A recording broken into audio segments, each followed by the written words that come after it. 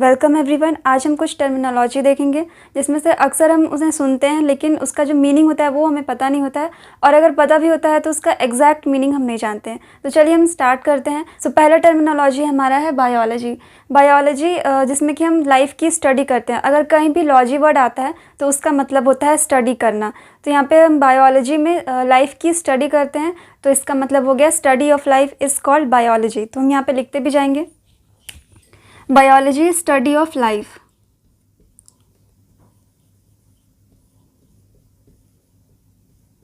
जितनी भी लिविंग चीज़ें हैं उनकी स्टडी अगर हम करते हैं तो हम इसी ब्रांच के अंदर करते हैं, जिसे कि हम बायोलॉजी कहते हैं। सेकंड है साइटोलॉजी। साइटोलॉजी जिसमें कि हम सेल की स्टडी करते हैं, उसके स्ट्रक्चर को देखते हैं, तो वो हमारा कहलाता है साइटोलॉजी। इसकी स्टडी करेंगे तो हम कहेंगे सेल की जो स्टडी है वो हम कहेंगे साइटोलॉजी। नेक्स्ट है थर्ड हिस्टोलॉजी। इसमें हम टिश्यू की स्टडी करते हैं। कोई भी टिश्यू हो, जैसे कि हमारे जो गट होता है, अगर हम उसके टिश्यू की स्टडी करते हैं तो वो हम इसी ब्रांच के अंदर करते हैं, जिसे कि हम हिस्टोलॉजी कहते हैं। So study of tissue is called histology. Next है फिजियोलॉजी। फिजियोलॉजी जिसमें कि हम अपनी बॉडी के जो भी फंक्शन होते हैं, जैसे कि डाइजेशन का प्रोसेस हुआ, ब्रीदिंग का प्रोसेस हुआ, एक्सक्रीशन कैसे होता है, जितने भी फंक्शन होते हैं उसकी जो स्टडी होती है वो हम फिजियोलॉजी में पढ़ते हैं। तो study of function of body, study of function of body.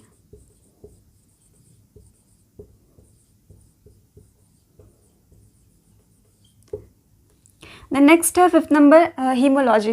हीमोलॉजी अगर हीम वर्ड कहीं पे भी आता है, अगर ये वर्ड हम कहीं भी देखते हैं, जैसे कि फॉर एग्जांपल हीमोग्लोबिन, तो वो हमारे ब्लड से रिलेटेड होता है। तो हीमोलॉजी जिसमें कि हम अपने ब्लड की स्टडी करते हैं वो कहलाता है हीमोलॉजी। तो यहाँ पे हम लिखते हैं study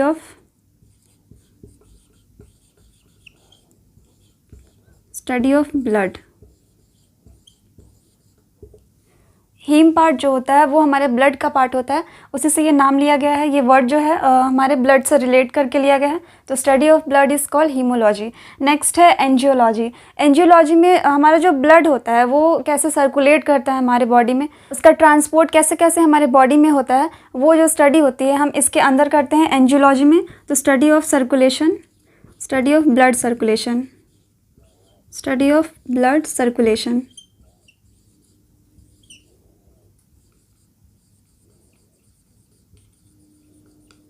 is called angiology. Next है मॉर्फोलॉजी। मॉर्फोलॉजी में जैसे कि जो भी बाहर का स्ट्रक्चर होता है, फॉर एग्जांपल कोई प्लांट अगर हम लेते हैं तो उसमें हम देखते हैं कि उसमें उसकी पत्तियां कैसी है, उसके फ्लावर कैसे आते हैं, उसकी ब्रांचिंग कैसे है, उसके रूट वगैरह जितनी भी चीज़ें हम ऊपर से देख के पता लगाते हैं वो हम मॉर्फोलॉजी के अंदर देखते हैं। तो जो भी एक्सटर्नल हमारा स्ट्रक्चर होता है उसे हम मॉर्फोलॉजी में स्टडी करते हैं।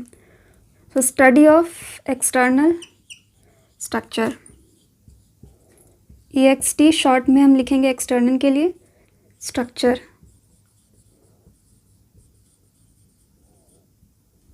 नेक्स्ट है एनाटॉमी। एनाटॉमी में हम अपने अंदर के ऑर्गन सिस्टम जैसे हैं, हमारे बॉडी में कैसे ऑर्गन होते हैं, या फिर हम प्लांट की अगर बात करते हैं तो उनका जो इंटरनल स्ट्रक्चर कैसा होता है, उसमें जाइलम या फिर फ्लोएम, उसका पोजीशन क्या है, उसके जो सेल होते हैं उनका शेप क्या है, इन सब की जो स्टडी की जाती है, जितनी भी इंटरनल चीज़ें होती हैं लिविंग ऑर्गेनिजम्स की, उसे हम एनाटॉमी में पढ़ते हैं। तो study of internal organs, study of internal organs, INT short internal के लिए इंटरनल स्ट्रक्चर, स्ट्रक्चर्स। नेक्स्ट है हमारा नाइन्थ सेरेंडिपिटी। ये वर्ड का मतलब होता है कोई भी डिस्कवरी जो होती है अगर वो बाय चांस हो, मींस कि हम डिस्कवर कुछ और कर रहे हो और डिस्कवरी किसी और चीज़ की हो जाए तो उसे हम सेरेंडिपिटी कहते हैं। जिसमें कि कोई भी डिस्कवरी बाय चांस हो जाए तो वो हमारा कहलाता है सेरेंडिपिटी। फॉर एग्जांपल जो न्यूटन थे वो ग्रेविटी को पहले से नहीं ढूंढ रहे थे, बट अचानक ही उन एप्पल गिरने की वजह से ही उन्होंने जो है ग्रेविटी की खोज की थी। और जैसे कि हम देखते हैं जो हमारा एंटीबायोटिक होता है उसकी भी जो डिस्कवरी हुई थी वो भी बाय चांस ही हुई थी। तो जो हमारा फर्स्ट एंटीबायोटिक था वो पेनिसिलिन था, तो उसकी भी जो डिस्कवरी थी एंटीबायोटिक वो भी हमारी एक्सीडेंटल डिस्कवरी थी। तो ऐसे जितने भी स्टडी होती है जो हम सेरेंडिपिटी कहते हैं। तो यहाँ पे लिखेंगे discovery by chance, discoveries by chance. या फिर कहेंगे एक्सीडेंटल डिस्कवरीज। नेक्स्ट है फाइकोलॉजी। फाइकोलॉजी में एल्गी जो होते हैं उनकी स्टडी की जाती है, तो एल्गी की स्टडी के लिए हम फाइकोलॉजी में उसकी स्टडी करते हैं, स्टडी ऑफ एल्गी।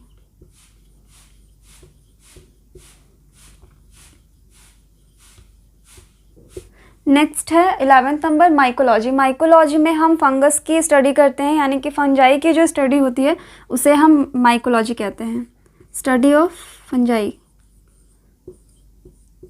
फंजाई और फंगस ये एक ही चीज़ है।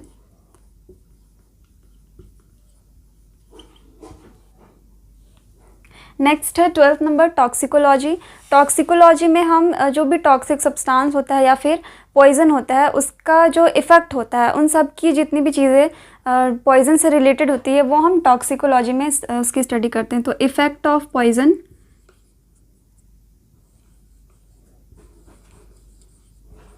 इफ़ेक्ट ऑफ पॉइज़न या फिर टॉक्सिक सब्सटेंसेस।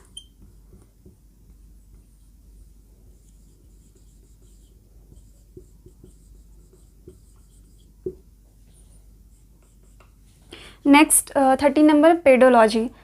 पेडोलॉजी ये सॉइल से रिलेटेड होता है। सॉइल की जो स्टडी की जाती है उसे हम पेडोलॉजी कहते हैं। सो यहाँ पे लिखेंगे study of soil, pedology, study of soil. Next है पेडोजेनेसिस। जब भी जेनेसिस वर्ड आता है तो उसका जो मतलब होता है वो हमेशा फॉर्मेशन से रिलेट करना होता है यहाँ पे। तो पेडोजेनेसिस यानी कि सॉइल का फॉर्मेशन, ये हमारा पेडोजेनेसिस कहलाता है, फॉर्मेशन ऑफ सॉइल।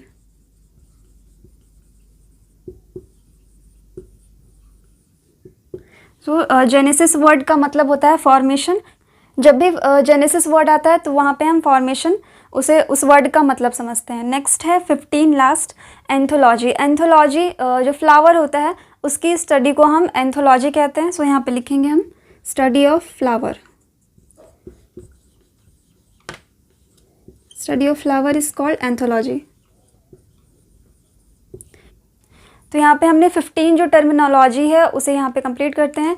ये सारी जो टर्मिनोलॉजी है ये कभी कभी हमें अक्सर सुनने को मिलती है, जिसका जो मीनिंग होता है वो अक्सर हमें उतने अच्छे से पता नहीं होता है। सो आई होप कि आपको ये वीडियो अच्छा लगा हो। अगर आपको कोई भी डाउट या कन्फ्यूजन होता है इससे रिलेटेड तो आप कमेंट करके पूछ सकते हैं।